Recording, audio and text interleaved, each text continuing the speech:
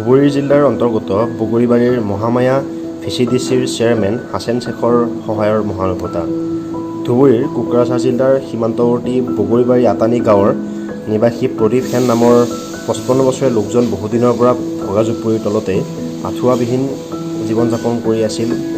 ৰ'দ বতাহ বৰষুণ লোকজনৰ মূৰৰ ওপৰে যায়। লগতে স্থানীয় লোকে জনোৱা মতে বহুদিন ধৰি তেওঁ কোনো ধৰণৰ চৰকাৰী আঁচনি অন্তৰ্ভুক্ত হোৱা নাই। ঘৰটো অলপ মেৰামতি কৰি আৰু ভৱিষ্যতে লোকজনক চৰকাৰী আঁচনি অন্তৰ্ভুক্ত ঘৰখনৰ ব্যৱস্থা কৰি দিব বুলি আৰু বিভিন্ন আঁচনি অন্তৰ্ভুক্ত কৰি দিব বুলি কয় ভিচিডিচিৰ চেয়াৰমেন হাছান আলী শ্বেখে। বিদেশীপাৰাৰ পৰা সৌৰভ গগনৰ ৰিপৰ্ট, গণতন্ত্ৰ অসম।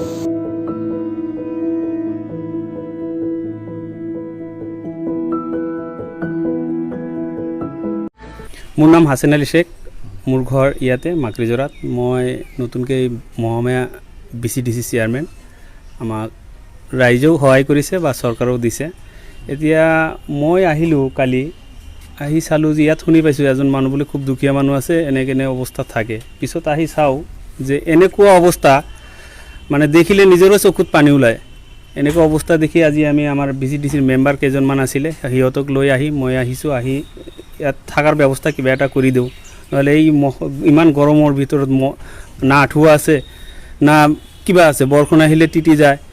এই অসুবিধাৰ কাৰণে আমি এটা কিবা থকাৰ ব্যৱস্থা কৰি দি আছোঁ।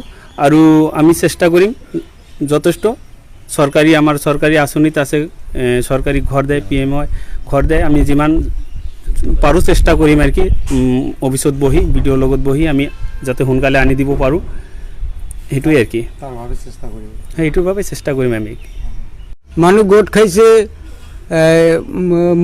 মোৰ অৱস্থা দেখি বৰ্তমান চেয়াৰমেন হাছেন আলীয়ে কিছু মানুহ লৈ আহিছে, মোক ঘৰ এটা কৰি দিব, ঘৰটো মানে মেৰামতি কৰি দিব, কোনোমতে থকাৰ ব্যৱস্থা কৰি দিব।